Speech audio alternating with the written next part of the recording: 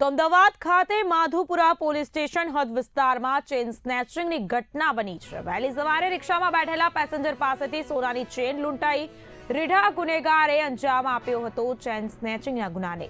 માધુપુરા પોલીસે ગણતરીના કલાકોમાં જ આરોપીને ઝડપી પાડ્યો છે। આરોપી પાસેથી રૂપિયા 8.50 લાખનો મુદ્દામાલ કબજે કરી આરોપીને ઝડપી લેવાયો છે। આરોપી રીઢો ગુનેગાર હોવાની પોલીસ તપાસમાં સામે આવ્યું। પોલીસ દ્વારા આગળની કાયદેસરની કાર્યવાહી હાથ ધરાઈ। તારીખ 24/2 રોજ વહેલી સવારે ફરિયાદી બેન અને એમનો દીકરો જેસલમેર એક લગ્ન અટેન્ડ કરીને પાછા આવી રહ્યા હતા અને એમની ટ્રેન સાબરમતી રેલવે સ્ટેશને ઉતરી અને એમનું ઘર છે જે મણિનગર ત્યાં જઈ રહ્યા હતા।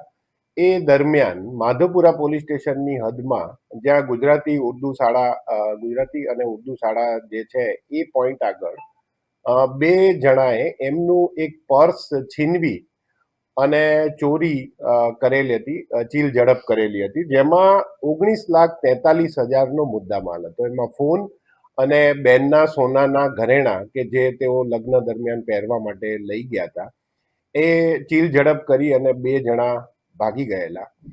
આ પ્રકારની એમઓ ધરાવતા અને આ પ્રકારની જે કામગીરી કરતા હોય એવાનું અમે પિનાક સોફ્ટવેર અને ઈ ગુજકોપની મદદથી પહેલા તો એ ડેટા કાઢ્યો। સીસીટીવી જેટલા એટલે 150 જેટલા સીસીટીવી ચેક કરવામાં આવ્યા।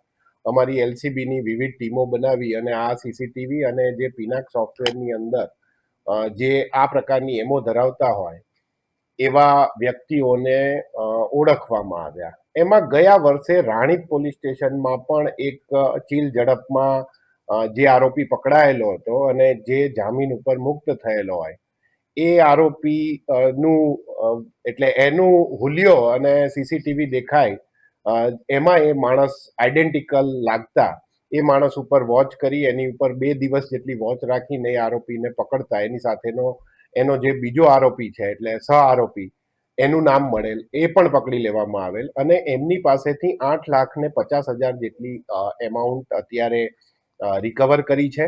અને જે ત્રીજો એમનો સાથીદાર છે કે જેમાં બાકીનો માલ એને આપવામાં આવેલ એની ઓળખ પણ અમે કરી લીધી છે ને એને પકડવા માટે પણ અમારી ટીમ કાર્ય